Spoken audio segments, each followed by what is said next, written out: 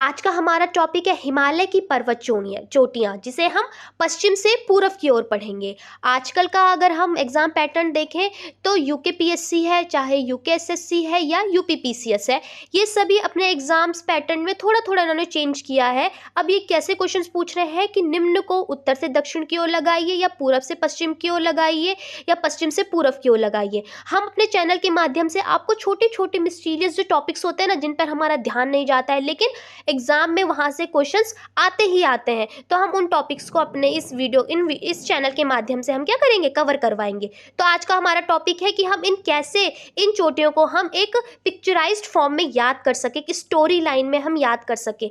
अगर हम नई नई स्टोरीज में हम अपने चैप्टर्स को याद करते हैं या हमें ट्रिक्स के माध्यम से याद करते हैं, तो जब हमारे एग्जाम आता है ना और हमारे जो क्वेश्चंस हमारे सामने आते हैं, तो हमारे आंखों के सामने वो स्टोरी पूरी की पूरी चलने लग जाती है। तो वैसे ही हम इन्हें एक स्टोरी फॉर्म में याद करेंगे। तो सबसे पहले हम देख लेते हैं कौन कौन सी चोटियां हैं। तो नंगा पर्वत, कामेट पर्वत, नंदा पर्वत, धौलागिरी पर्वत, अन्नपूर्णा पर्वत, मनसालू पर्वत, गौरी शंकर पर्वत, ध्युं पर्वत, एवरेस्ट, मैकालू, कंचन और नामचा।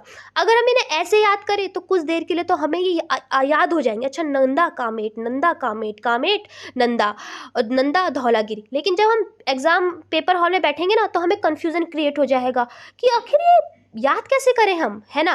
तो आप देखिए, इसे पश्चिम से पूर्व की ओर भी पढ़ सकते हैं और पूर्व से पश्चिम की ओर भी पढ़ सकते हैं, है। तो चलिए हम ये इसको करते हैं पश्चिम से पूर्व की ओर। तो सबसे पहले देखिए, नंगा पर्वत, नंगा और कामेट, ये तो आप याद कर सकते हैं ना, नंगा पर्वत और कामेट पर्वत, ठीक है। उसके बाद हमें क्या आता है, नंदा देवी। तो हम कैसे याद कर सकते हैं, नंदा, नंदा हमारी ईस्ट है, उत्तराखंड में हम निवासी हैं, तो नंदा हमारी ईस्ट देवी होती है।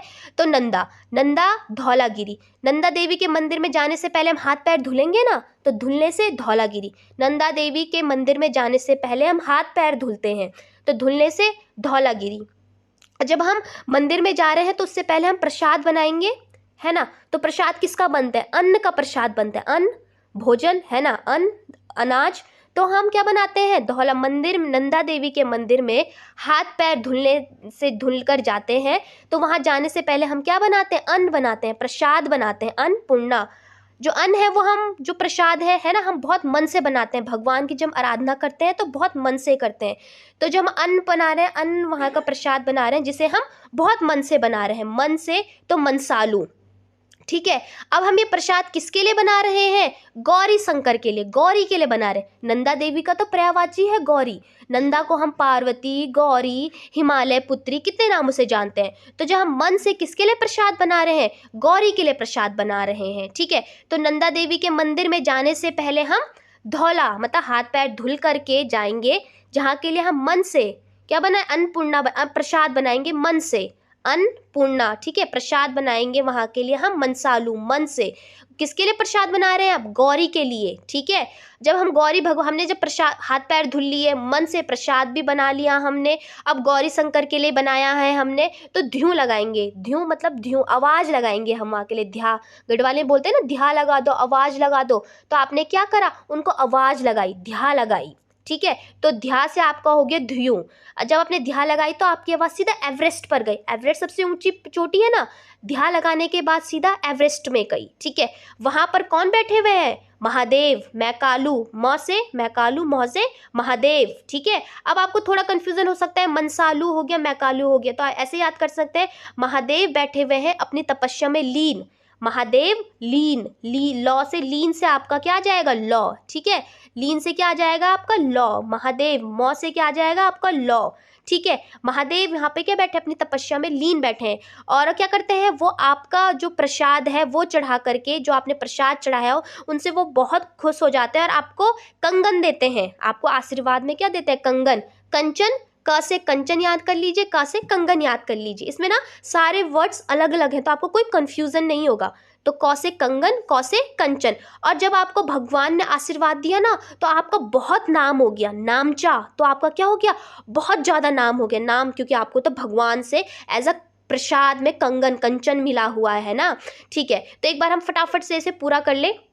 नंगा कामेट, ये आप याद कर सकते हैं, नंगा कामेट।